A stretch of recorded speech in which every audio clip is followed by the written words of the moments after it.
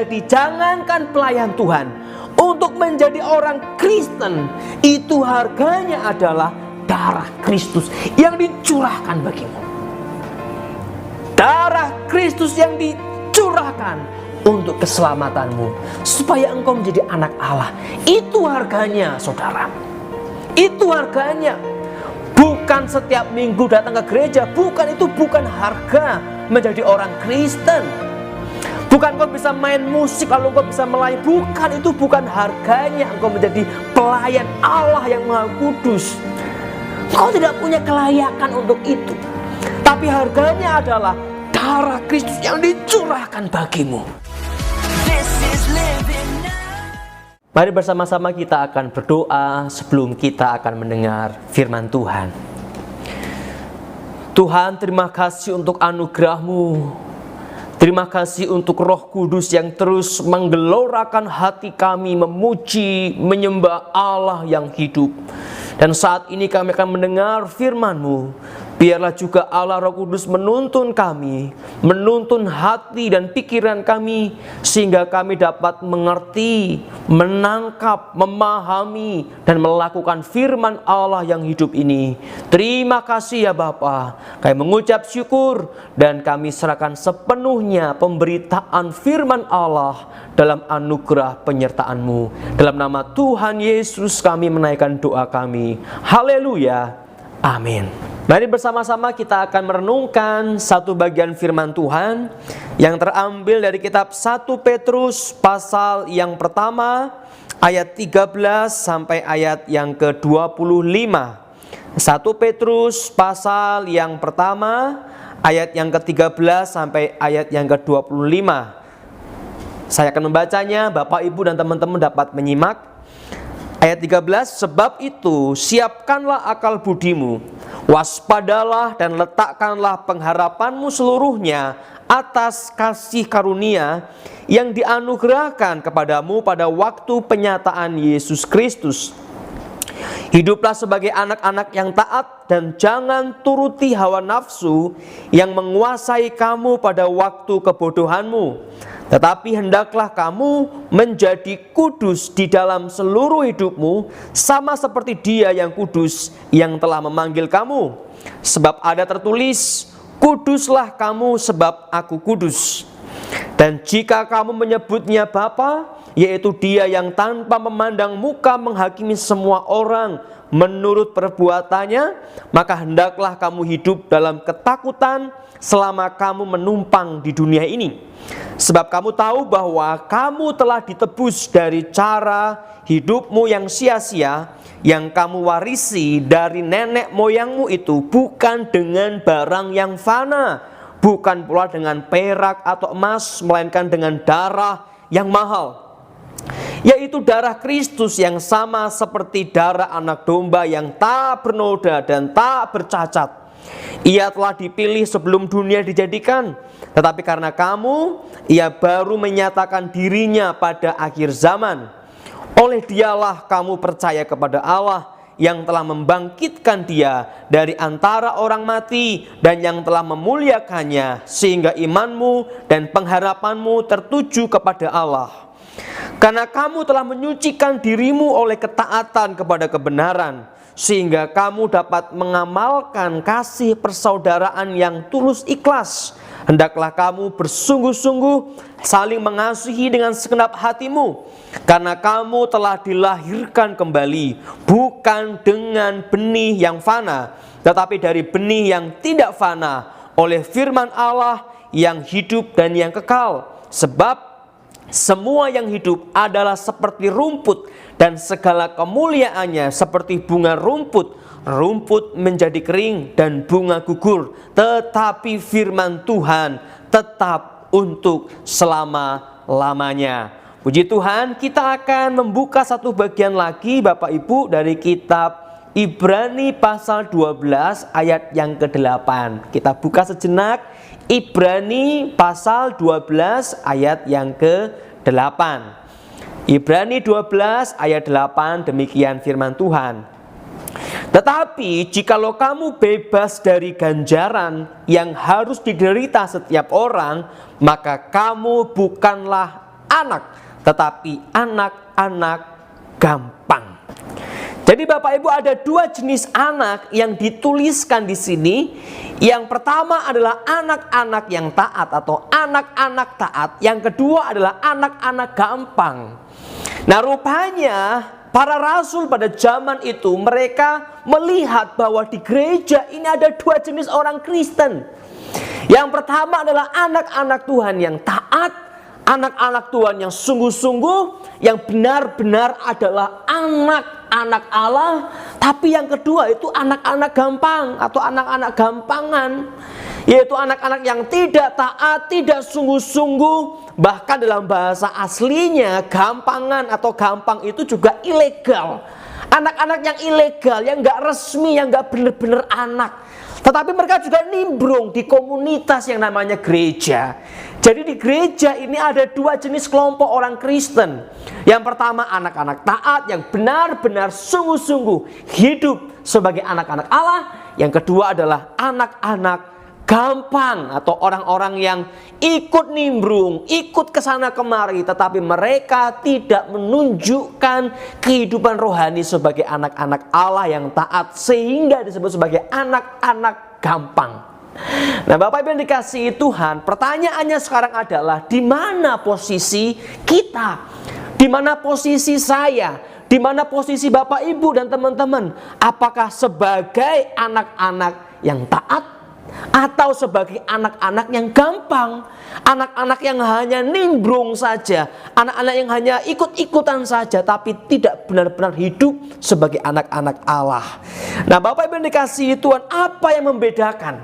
Apa yang membedakan antara anak-anak yang taat dan anak-anak yang gampang? Nah, Bapak Ibu, kita perhatikan ayat yang ke 13, 14, dan 15 dalam kitab 1 Petrus pasal yang pertama tadi. Ayat yang ke-13, sebab itu siapkanlah akal budimu, waspadalah dan letakkanlah pengharapanmu seluruhnya atas kasih karunia yang dianugerahkan kepadamu pada waktu penyataan Yesus Kristus. Hiduplah sebagai anak-anak yang taat, dan jangan turuti hawa nafsu yang menguasai kamu pada waktu kebodohanmu. Tetapi hendaklah kamu menjadi kudus di dalam seluruh hidupmu, sama seperti Dia yang kudus yang telah memanggil kamu. Ayat 16, sebab ada tertulis, kuduslah kamu sebab aku kudus.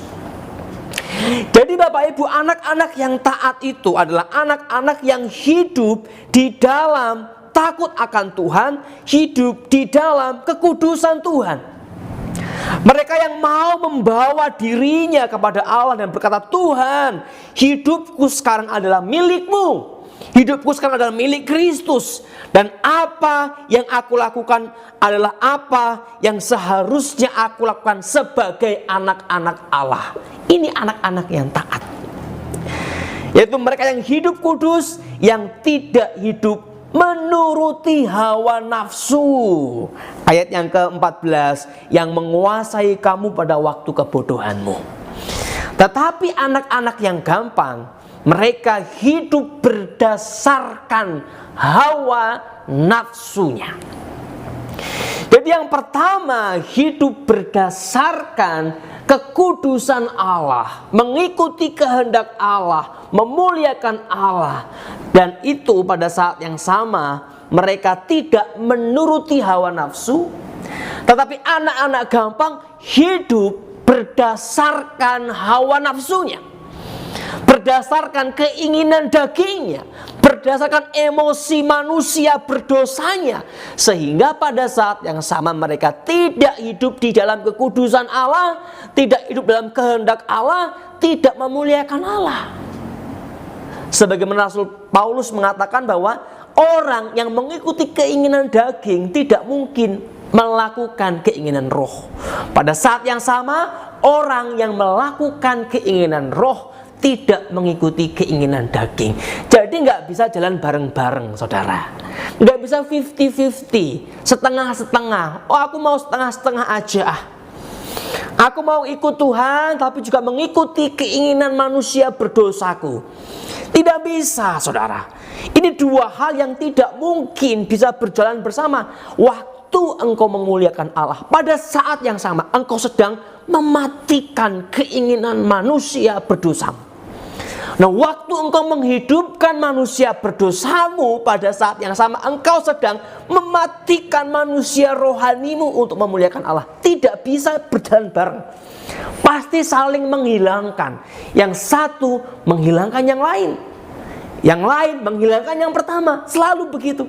Nah, anak-anak yang taat adalah mereka yang hidup di dalam ketaatan untuk hidup berdasarkan kekudusan Allah dan memuliakan Allah. Sebab kuduslah kamu sebab aku kudus, kata Tuhan. Artinya bahwa yang pertama, anak-anak yang taat ini sadar bahwa ia adalah anak dari Allah yang kudus. Anak dari Allah yang kudus. Sehingga dia hidup sebagai anak-anak di dalam kekudusan. Sebaliknya, anak-anak gampang. Mereka tidak terlalu memahami, tidak terlalu menghayati, tidak terlalu menyadari akan kekudusan Allah dalam hidup mereka, sehingga mereka tidak mencerminkan kekudusan Allah, tetapi hidup di dalam dosa yang bertentangan dengan Allah. Nah, itu yang menjadi tanda, Bapak Ibu. Nah, sekarang pertanyaan berikutnya adalah bagaimana kita hidup menjadi anak-anak yang taat? Bagaimana kita hidup menjadi anak-anak taat? Yang pertama, Bapak Ibu, kita perlu sadar bahwa proses kita menjadi anak Allah itu adalah proses yang dikerjakan Allah dengan harga yang sangat mahal. Kita harus menyadari betapa mahalnya proses kita, manusia yang berdosa ini, diangkat menjadi anak Allah. Kita harus menyadari hal itu. Mari kita akan buka, kita akan lihat di ayat yang ke-18. Ayat 18 dalam kitab 1 Petrus pasal yang pertama. Sebab kamu tahu bahwa kamu telah ditebus dari cara hidupmu yang sia-sia yang kamu warisi dari nenek moyangmu itu, bukan dengan barang yang fana, bukan pula dengan perak atau emas, melainkan dengan darah yang mahal, yaitu darah Kristus yang sama seperti darah anak domba yang tak bernoda dan tak bercacat. Lalu ayat yang ke-23, karena kamu, 23 ya, karena kamu telah dilahirkan kembali bukan dengan benih yang fana, tetapi dari benih yang tidak fana oleh firman Allah yang hidup dan yang kekal. Nah, hal pertama yang harus kita alami adalah kita menyadari betapa mahalnya Allah untuk mengangkat kita menjadi anaknya. Betapa mahalnya Allah untuk menyelamatkan kita dari orang-orang berdosa, musuh-musuh Allah, menjadi anak-anak Allah. Harganya itu adalah darah Kristus yang kudus. Firman Allah yang kemudian menjadi manusia dan disalibkan. Untuk apa? Supaya kita bisa menjadi anak-anak Allah. Dan dalam firman Tuhan ini dikatakan bukan dengan barang yang fana, bukan dengan perak, bukan dengan emas, tetapi Kristus disalibkan, Kristus mati, sehingga kita punya anugerah, punya kesempatan untuk menjadi anak-anak Allah. Dan Alkitab juga menegaskan ini sesuatu yang sangat mahal. Tidak ada yang bisa membuat engkau menjadi anak-anak Allah, diselamatkan, kecuali oleh darah Kristus. Dan Bapak Ibu, darah Kristus itu harganya lebih dari semua kekayaan di dunia ini. Kalau Bapak Ibu punya uang, mungkin sekarang 1 miliar gitu ya, 2 miliar, 3 miliar, 1 triliun. Mungkin buat tetanggamu yang hanya punya 5 juta di tabungannya berpikir, wah 1 triliun banyak sekali. Wah, seandainya saya punya uang itu, seandainya saya memiliki deposito sebanyak itu begitu berharga, saudara. Atau engkau punya rumah mewah, saudara, atau mobil yang mewah. Waktu engkau beli mobil harga misalnya 5 miliar, 10 miliar, wah bagaimana sikapmu, saudara? Dengan mobil yang kau beli dengan harga mungkin 100 juta atau 50 juta. Engkau punya 2 mobil, satu harga 1 miliar atau 10 miliar, satu harga 50 juta. Bagaimana perlakuanmu? Pasti berbeda. Yang punya mobil atau yang harganya 10 miliar, waduh, kita bisa lap setiap hari. Begitu ada debu, ada panas, kita lindungi, saudara, ya, kita bersihkan, lapin terus, ya kan. Ada panas, mungkin di parkiran nggak ada atapnya, kita langsung tutup entah dengan apa supaya tidak rusak. Kenapa 10 miliar ini? Tapi kalau mobil cuman misalnya 50 juta dibandingkan dengan ini, pasti kita tidak terlalu melindunginya seperti mobil dengan harga yang mahal ini, saudara. Kenapa? Karena sesuatu yang kita anggap mahal akan kita jaga dengan sungguh-sungguh. Kita jaga dengan sungguh-sungguh. Kita perhatikan dengan sungguh-sungguh. Kenapa? Ini mahal banget, kalau rusak rugi, saudara. Nah sama, misalnya kita punya barang tertentu. Nah handphone dengan harga misalnya harga 10 juta. Kita orang yang sama nih ya. Saya punya handphone, satu harga 10 juta, satu mungkin harga 300 ribu. Bagaimana perlakuan saya kepada dua benda ini? Pasti berbeda kalau dari si mahalnya. Wah ini saya lindungi betul-betul, saya simpen dengan baik, saya saku yang benar. Yang ini asal taruh aja, asal lempar aja. Rusak tinggal beli lagi misalnya.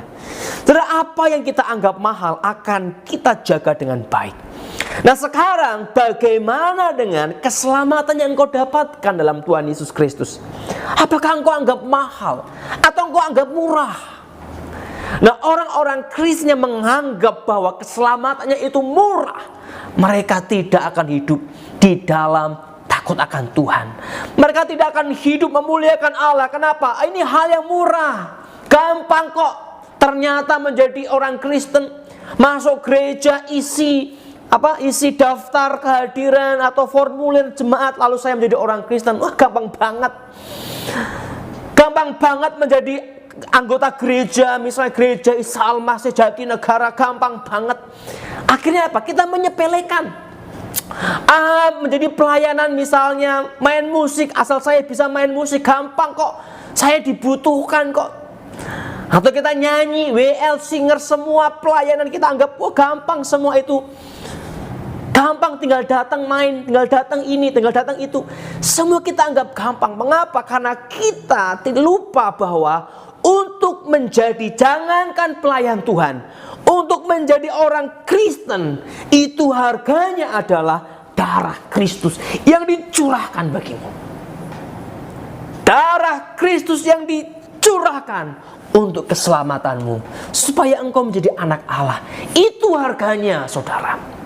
Itu harganya. Bukan setiap minggu datang ke gereja. Bukan, itu bukan harga menjadi orang Kristen.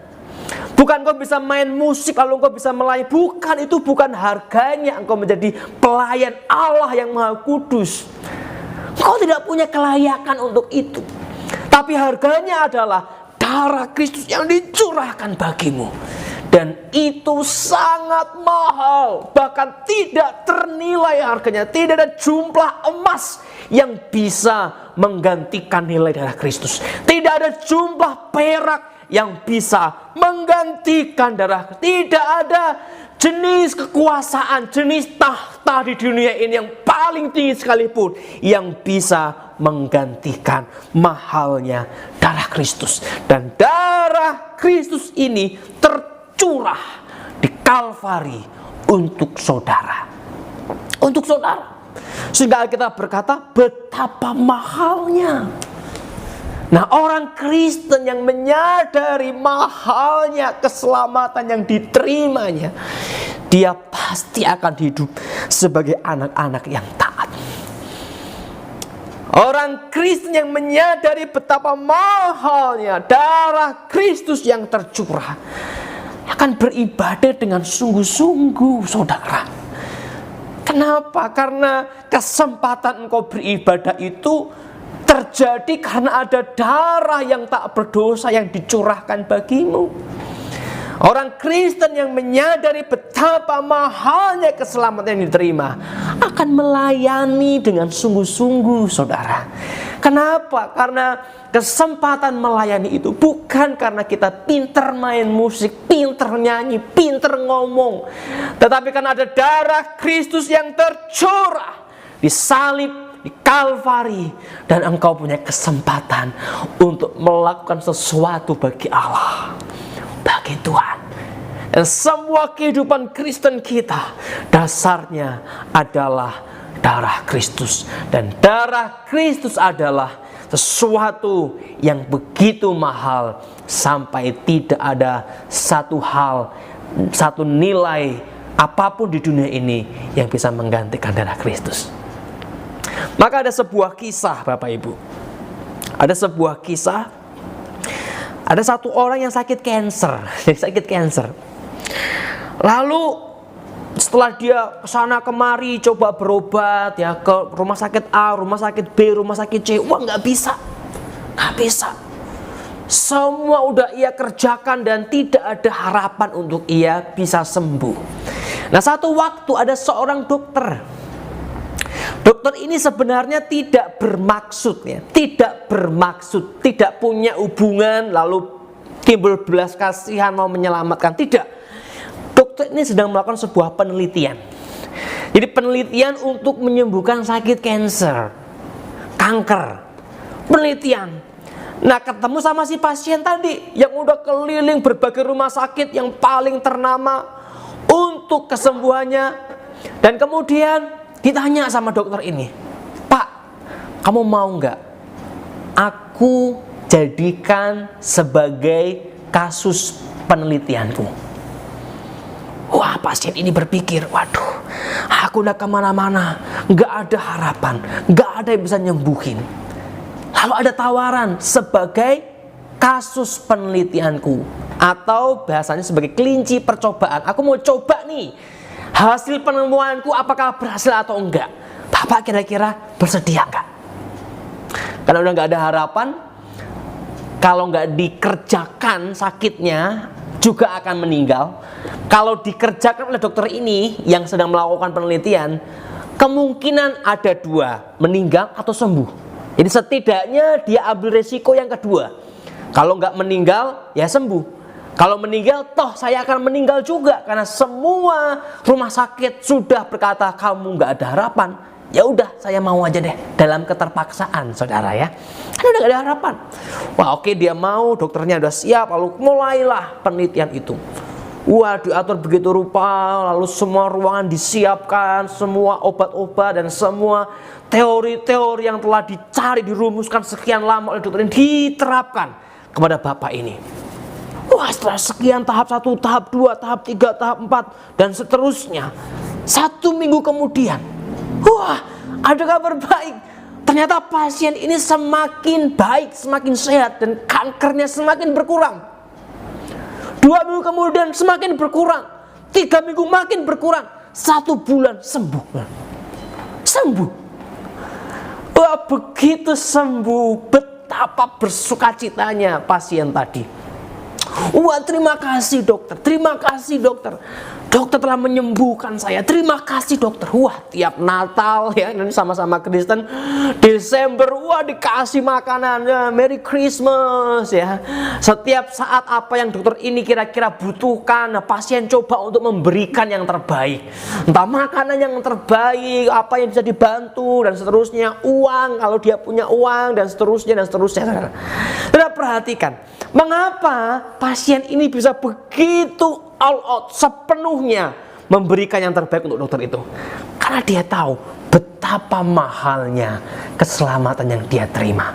Meskipun dokter ini nggak punya pengorbanan yang serius sebenarnya, karena hanya untuk percobaan, tetapi dia menyadari bahwa proses ini telah menyelamatkan diriku. Betapa dia telah berbuat baik meskipun dia nggak punya hubungan dengan saya. Dan meskipun mungkin dia nggak punya niat yang begitu tulus dan baik kepada saya, tapi tindakannya menyelamatkan saya. Nah, saudara, bagaimana kita dengan Tuhan? Bagaimana kita dengan Kristus yang telah mati untuk kita? Yang mana dia bukan hanya menjadikan kita sebagai kelinci percobaan, bukan menjadikan kita sebagai kasus untuk diselamatkan, tetapi dia yang dengan kasih yang besar mengorbankan dirinya, bahkan tidak hanya mengobati kita, tetapi mati untuk kehidupan kita. Kristus mati untuk kehidupan kita agar kita menjadi anak-anak Allah. Tapi bagaimana sikap kita? Respon kita? Apakah seperti pasien yang telah diselamatkan tadi? Bersyukur, berterima kasih, memberikan yang terbaik, memberikan apa yang bisa saya kerjakan untuk memuliakan, untuk menyenangkan hatimu. Atau kita menjadi pasien yang durhaka. Durhaka. Misalnya pasien yang ini kasus yang lain ya, seandainya ini pasien durhaka, udah disembuhkan gitu, udah selesai, udah dia pergi entah kemana, gak pernah kontak sama dokter itu. Kira-kira bagaimana perasaan dokter? Orang gak tahu terima kasih. Tiba-tiba sembuh, hilang. Hilang. Jangankan memberikan bingkisan Natal, memberikan apa yang menyenangkan dokter, kontak hilang. Misalnya pasien durhaka. Nah, inilah anak gampang. Hilang dari dokter tadi. Berapa banyak orang Kristen menjadi pasien yang durhaka, menjadi orang-orang yang durhaka. Udah ditolong, udah disertai, udah diberkati, udah dipimpin, udah diselamatkan, pergi entah kemana, tidak tahu berterima kasih dan tidak tahu bagaimana untuk bersyukur memuliakan Allah. Jadi yang pertama Bapak Ibu, untuk menjadi anak yang taat, anak yang sungguh-sungguh dilahir barukan, kita harus sadar betapa mahalnya Kristus yang telah mati untuk keselamatan dan kehidupanmu. Yang kedua Bapak Ibu, kita harus fokus pada hidup memuliakan Allah. Tadi telah kita baca di ayat yang ke-14 dan 15. Kini kita akan baca ayat yang ke-22. Ayat 22. Karena kamu telah menyucikan dirimu oleh ketaatan kepada kebenaran, sehingga kamu dapat mengamalkan kasih persaudaraan yang tulus ikhlas. Hendaklah kamu bersungguh-sungguh saling mengasihi dengan segenap hatimu. Perhatikan kata kamu telah menyucikan dirimu oleh ketaatan kepada kebenaran. Taat kepada kebenaran. Hidup di dalam kebenaran. Berfokus kepada kebenaran. Saudara, ada sebuah ilustrasi tentang menjadi orang Kristen itu seperti orang yang sedang berlomba.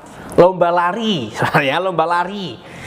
Jadi orang yang lomba lari itu kan semua udah setting semua, siap, kemudian mereka akan berlari sekencang mungkin, ya, sekencang mungkin. Ini berapa meter, 100 meter, 200 meter, pokoknya dia akan berlari secepat mungkin, sekencang mungkin, sestabil mungkin, kalau perlu makin lama makin cepat, ya.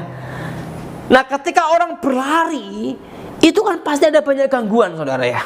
Ada banyak gangguan. Kanan kiri mungkin, wah lawannya udah sampai di mana dan seterusnya, penonton yang sorak-sorai. Nah, kalau ada pelari yang tidak fokus dengan pertandingan yang dialami, yang dia kerjakan saat itu, dia nggak akan bisa menyelesaikan dengan baik pertandingan itu. Wah, lagi lari nih, wah, nggak fokus. Pikirannya udah, wah lari mana? Wah, ini misalnya nih ibu-ibu ya. Jadi ibu-ibu ikut lomba lari ya, 17-an. Wah, dia lari. Wah, dia ingat, waduh komporku belum aku matiin ya. Sambil lari dia mikir nih, wah gimana tuh kompor belum aku matiin. Udah matiin belum sama si anakku ya. Waduh gimana? Dia nggak bisa lari dengan baik, saudara ya. Pikirannya udah ke kompor lah, ke cucian baju, pakai ke grimis-grimis. Ketika dia tiba-tiba mendung, grimis. Waduh jemuranku, waduh iniku. Pikir macam-macam. Nah, ketika kita berlari itu, kita harus fokus dengan pertandingan yang sedang kita jalani. Nah, hidup di dalam kebenaran juga perlu fokus, Bapak Ibu. Kenapa? Karena ada begitu banyak hal yang akan mengganggu kita, yang akan membujuk kita, yang akan menawari kita, supaya kita tidak berfokus dengan pembaharuan hidup dalam kebenaran dalam Allah. Bapak Ibu, persoalan dengan dosa itu bukan sesuatu yang bisa kita anggap enteng, sambil lalu lama-lama juga hilang. Tidak. Keterikatan dengan dosa itu bukan hal yang mudah, yang bisa kita anggap sebagai sesuatu yang kecil, yang nanti juga akan hilang. Enggak. Nanti setelah saya menikah juga akan baik. Nanti setelah saya punya anak juga akan baik. Enggak. Nah, karakter-karakter dosa itu akan mengakar terus dan menantikan kita untuk menyelesaikannya. Untuk itu kita harus fokus, Bapak Ibu. Kita harus fokus dengan ketidaktaatan apa yang saat ini menjadi karakter hidupmu. Dosa apa yang membuat engkau tidak taat kepada Allah yang saat ini membelenggu hidupmu. Nah, ini kita harus fokus untuk mengikisnya, untuk mengurangi, mengikis. Saudara, makin lama harus makin hilang, makin habis. Kita harus berfokus dalam ketaatan pada kebenaran. Nah, seringkali banyak orang Kristen yang berkali-kali ambil komitmen. Nanti ada KKR ya misalnya ya, ada hamba Tuhan yang begitu luar biasa khotbahnya, membangkitkan komitmen, membangkitkan roh para jemaat. Nah, kita misalnya ayo semuanya kita akan ambil komitmen, kita mengangkat tangan, kita berkomitmen. Tapi setelah 1 bulan, 3 bulan, 5 bulan, 7 bulan, 1 tahun, kemana komitmen itu? Hilang. Lalu tahun berikutnya datang lagi KKR lagi, kita angkat tangan lagi, aku mau berkomitmen, aku mau mengampuni misalnya ya, aku mau mengampuni, kali ini aku mau berkomitmen mengampuni. 1 bulan, 3 bulan, 1 semester, tahun depan hilang lagi, gampang sekali menyimpan akar pahit lagi seperti sebelumnya. Kenapa saudara? Bukan tidak mau. Saya percaya bahwa ketika dia mengangkat tangan itu juga dia sungguh-sungguh ingin berubah, sungguh-sungguh ingin diubahkan. Persoalannya tidak fokus, tidak punya momen untuk merenungkan dan memikirkan tiap langkah setiap harinya. Jadi Bapak Ibu, kalau engkau ingin menyelesaikan ketidaktaatanmu, dosamu kepada Allah, engkau harus fokus. Aku mau fokus mengasihi. Aku mau fokus meninggalkan kebiasaanku gosip. Misalnya ada yang suka kamu senang sekali untuk gosipin orang, ngomongin yang jelek-jelek. Aku mau berfokus nih. Artinya ketika kita mulai melangkah dan kita dipancing untuk muncul, misalnya dipancing, iya si A tuh ya memang kayak gini ya, kita terpancing nih, kita menambah, iya memang kayak gitu, apalagi begini, apalagi begitu, apalagi kita suka nambah-nambahin. Tapi karena kita sedang fokus, kita sadar, aku sedang mengurangi ketidaktaatanku dalam hal menggosipin orang. Aku harus mengendalikan diri. Aku harus berhenti di sini. Kalau perlu aku harus berpamitan, maaf saya ada keperluan. Daripada kita digiling oleh kebiasaan membicarakan orang lain yang belum tentu benar, saudara. Jatuhnya fitnah, jatuhnya bohong, jatuhnya memprovokasi, manas-manasi. Kita harus fokus. Aku yang mau misalnya berfokus untuk mengampuni orang. Begitu kita disakiti oleh orang lain, mungkin tetangga kita, mungkin saudara kita, ngomongin kita yang entah bagaimana ceritanya. Aku yang berfokus ingin mengampuni. Aku mau taat kepada mengampuni Tuhan. Aku mau hidup sebagai anak-anak yang taat ini. Maka ketika ada masalah, dia akan berhenti sejenak. Dia tidak boleh diganggu oleh hawa nafsu. Kalau hawa nafsunya ingin maki-maki orang itu ya, hawa nafsunya ingin membentak, ingin menggebrak orang itu, hawa nafsunya pengen pukul orang itu. Tapi aku harus fokus kepada mengampuni. Aku harus fokus kepada bagaimana saya memaafkan dan mengampuni dia. Nah, kita akan bisa mengendalikan diri kita. Dan Roh Kudus akan bekerja. Roh Kudus akan menolong kita supaya engkau menjadi anak-anak Allah yang taat, anak-anak Allah yang berkarakter ilahi, bermartabat ilahi. Dan engkau menjadi anak-anak Allah yang sebenarnya, bukan anak-anak gampang atau gampangan. Untuk itu mari bersama-sama kita boleh merenungkan kembali akan harga yang telah menebus hidupmu, akan darah Kristus yang menebus hidupmu, dan berfokuslah pada hidup memuliakan Allah yang telah mengorbankan anaknya yang tunggal Tuhan Yesus untuk menyelamatkanmu. Fokus menyenangkan Tuhan, fokus mengikuti kehendak-Nya, fokus memuliakan Allah. Dan semua hawa nafsu, semua keinginan manusia lama kita harus siap abaikan, hilangkan, tidak ikuti, supaya kita terus berfokus setiap waktu, setiap kasus, setiap pengalaman, setiap situasi. Aku mau memuliakan Allah karena aku telah ditebus dari cara hidupku yang lama dengan darah yang mahal, darah Kristus. Amin.